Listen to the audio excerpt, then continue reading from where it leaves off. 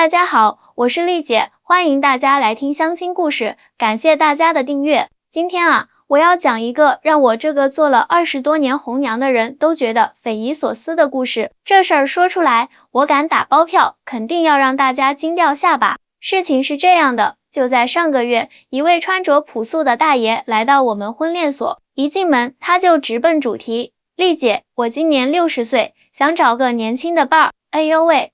我当时差点没被自己的茶水呛到，倒不是因为他这个年纪还想找对象，而是他竟然还想找个年轻的。我心想，这位老大爷怕不是想得太美了吧？但是呢，我们做红娘的第一准则就是来者是客，认真对待每一位客人。于是我笑着问大爷，您觉得多大年纪的合适呢？他不好意思地搓了搓手说，丽姐，我知道我这要求有点过分，但是我希望能找个20岁左右的姑娘。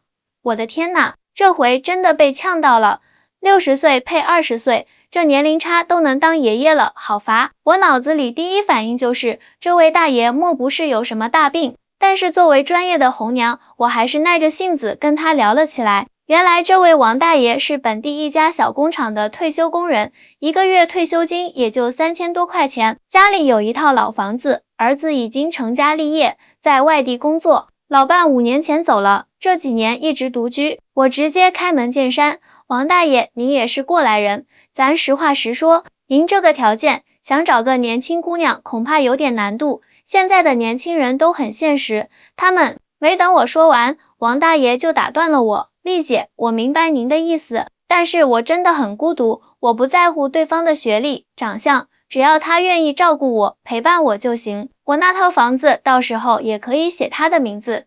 听到这里，我心里咯噔一下，这位老人家的孤独和渴望陪伴，让我这个见惯了人情冷暖的红娘都觉得心酸。但是我还是得说，大爷，您这想法我理解，但是您想过没有，万一找个心术不正的，把您的房子骗走了怎么办？王大爷叹了口气，丽姐，我知道风险，但是人这一辈子总要有点期待不是？我儿子工作太忙，一年回来看我1、2次，我每天就跟电视机说话，连个说话的人都没有。看着王大爷说着说着眼圈都红了，我这心里也不是滋味，但是本着职业道德，我还是得把利害关系给他讲清楚。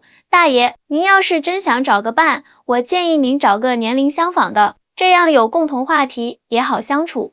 王大爷摆摆手，丽姐，我试过了，找了好几次同龄人，可是都觉得没感觉，年纪大的身体也不好，两个人在一起就是互相添麻烦。我想找个年轻的，能照顾我，能陪我说说话，能让我的晚年过得热闹一点。这一番话说得我哑口无言，虽然觉得这事儿荒唐，但是看着王大爷真诚的眼神，我答应他试试看。说实话，我心里想着这种要求估计很难配得上，没想到这一试还真让我遇到了一个特别的姑娘。就在王大爷来找我登记的第2周，来了一位年轻姑娘，一进门我就被她的气质吸引住了，虽然穿着朴素，但是浑身上下透着一股知书达理的气质。丽姐您好，我叫小雨，今年20岁。小姑娘声音轻柔，说话温温和和的，一看就是受过良好教育的。我让她坐下，例行公事的问她的条件和要求，结果这一问可让我大吃一惊。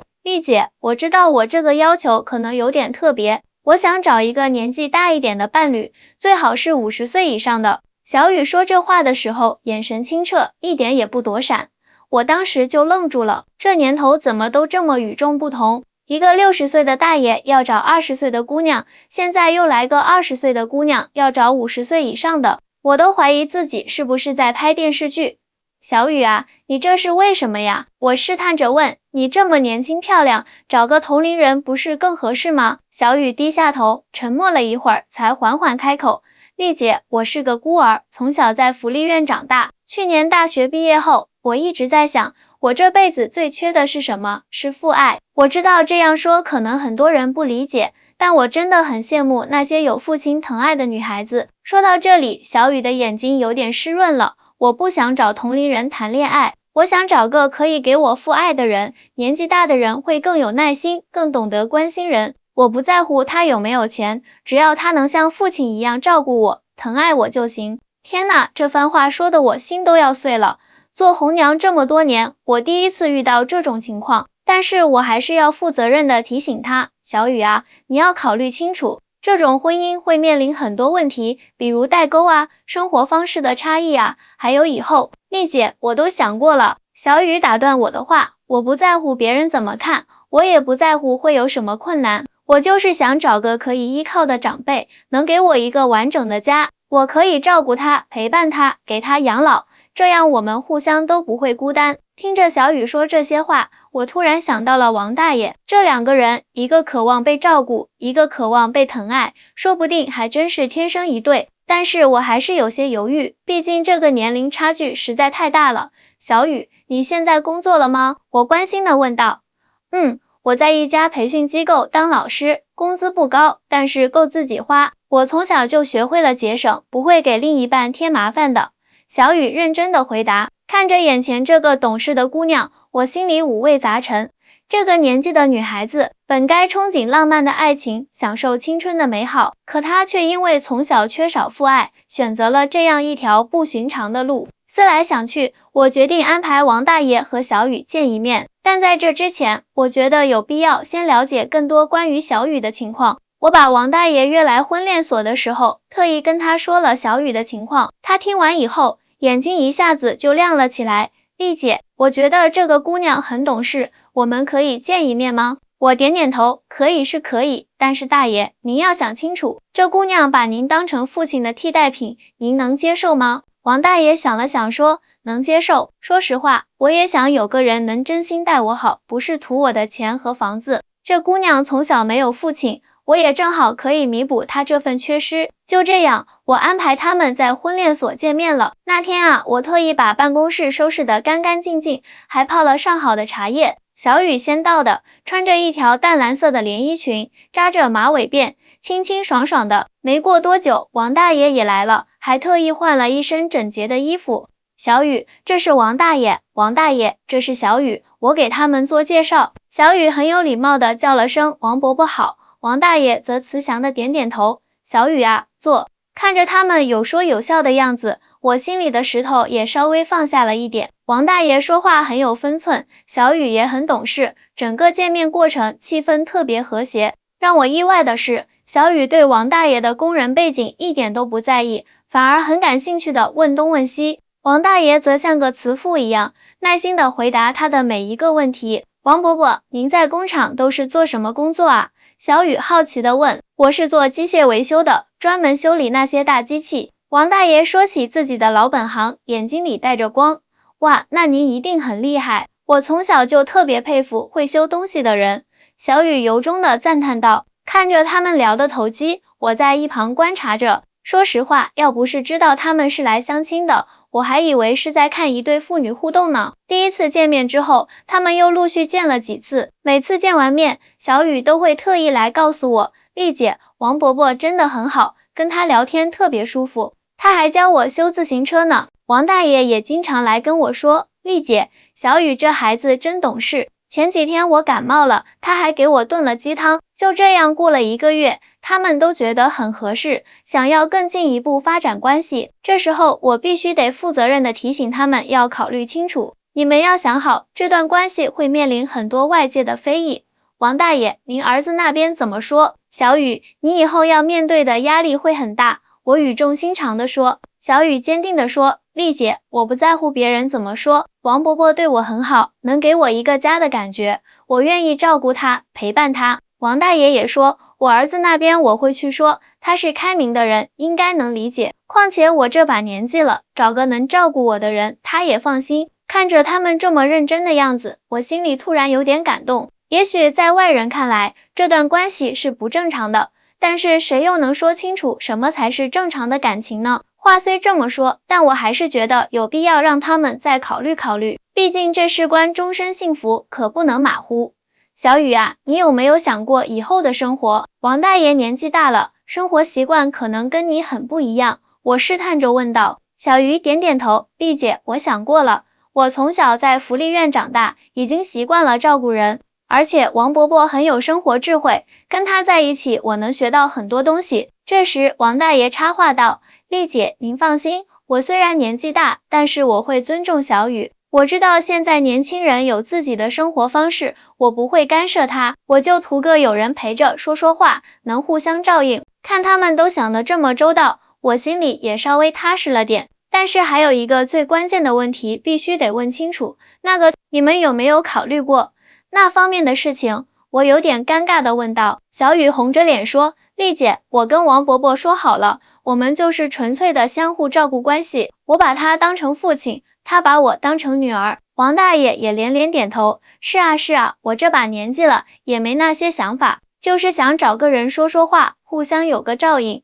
听到这里，我总算松了一口气，要是掺杂了其他想法，那这段关系就太复杂了。但是事情的发展总是出人意料，在他们决定结婚的时候，网上突然炸开了锅，不知道是谁把这事儿发到网上，一下子就传遍了全网。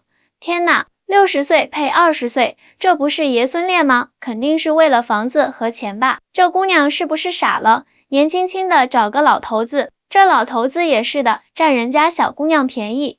各种难听的评论铺天盖地而来，我看着都觉得心疼，赶紧打电话问他们，你们还好吗？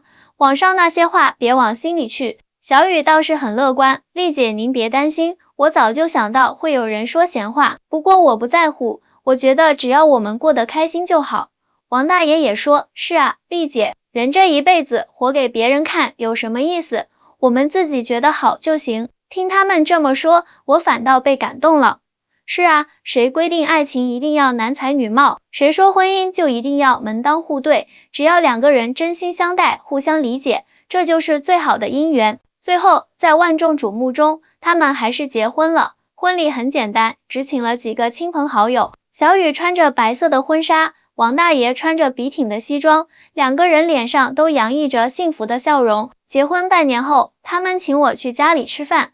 推开门的那一刻，我被眼前的景象惊呆了。原本老旧的房子焕然一新，墙上挂着小雨亲手画的装饰画，客厅里摆着温馨的绿植，餐桌上还放着他们的合照，这完全就是一个充满温情的家啊！